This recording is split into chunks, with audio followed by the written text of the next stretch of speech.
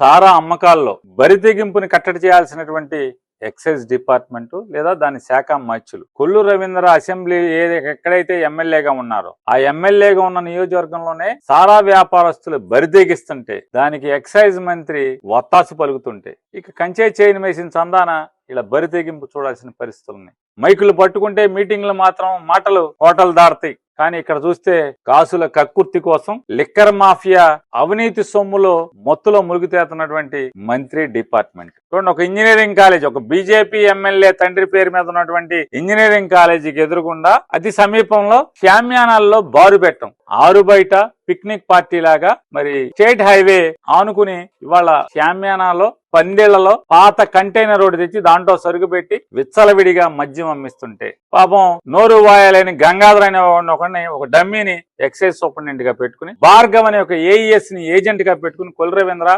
అడ్డగోలుగా దోచుకున్నటువంటి పరిస్థితి.